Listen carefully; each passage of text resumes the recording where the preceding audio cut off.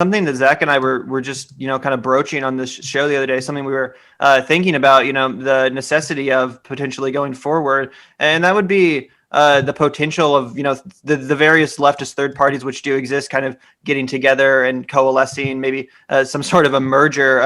Zach and I have had a lot of different presidential candidates on this podcast. We've talked to Joseph Kishore of the Socialist Equality Party. We've talked to Gloria La Riva of the Party for Socialism and Liberation. We've talked to Angela Walker and Howie Hawkins of the Green Party. And of course, we've talked to so many people from the Movement for a People's Party. And quite frankly, I mean, there are areas of, differences when it comes to the approach. But overall, I feel like most of you guys are pretty much rooted in a very similar ethos, which is an understanding that the two-party system is a corrupt enabler of the status quo, which of course enables the horrors of capitalism, exploitation, ecocide, all of these things that we're trying to fight back against. Do you see there being any possibility of the MPP joining forces? I know you're not like the one that necessarily would get a call to shots on that or anything, but like, do you think of that as a potentially positive or productive strategy? Yeah, look, I support building solidarity and having solidarity amongst everyone who's fighting against the duopoly. Like you said, we have so much in common.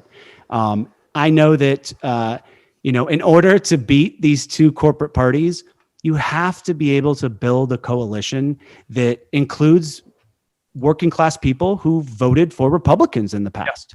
Yeah. There is no way, like, I am a leftist, I am a socialist, but I also understand that, like, we're not going to beat these two corporate parties if we are just a leftist party.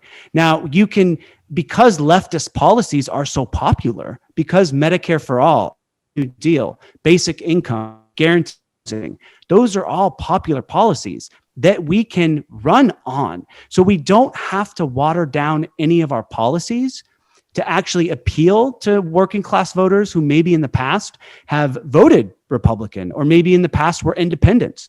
But if we want to win, if you want to win in 2024, you have to build solidarity, yes, amongst the left, but also amongst the entire working class. You have to build solidarity amongst everyone who's being screwed over by these two corporate parties. Yeah. Excuse my French. That's just the reality of it, because there's enough liberals out there to just drag on this pain that this system is causing 140 million people who are poor or low income. These liberals, they think they're the good guys. Liberals think they're the good guys. Remember, because they're being sedated by the platitudes. They think that, because I supported Obama, like, I'm the good guy. Like, they're convinced that Trump is so bad. And yes, in many ways, Trump is very bad. But make no mistake, America is not dying because of one corrupt president.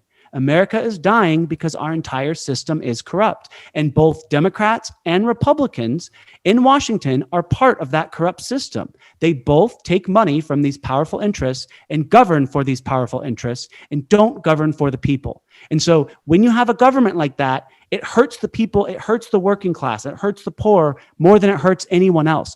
It hurts the people who are being exploited by this predatory capitalism. And so what I'm saying is, I don't want people to have to live in pain anymore. I don't want it. The reason I fight against this system is it breaks my heart to know how many Americans are living in, less than good conditions because of the greed of our ruling class and because of the greed of these corporate parties.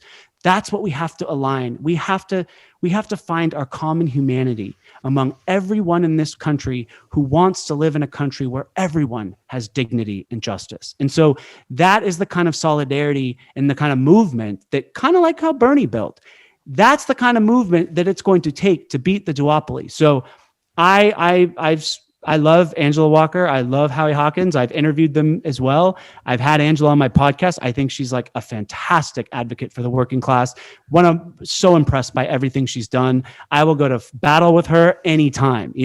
It's just, how do we continue to focus on building solidarity and remember that the people we're fighting, these two corporate parties, that is who we have to beat.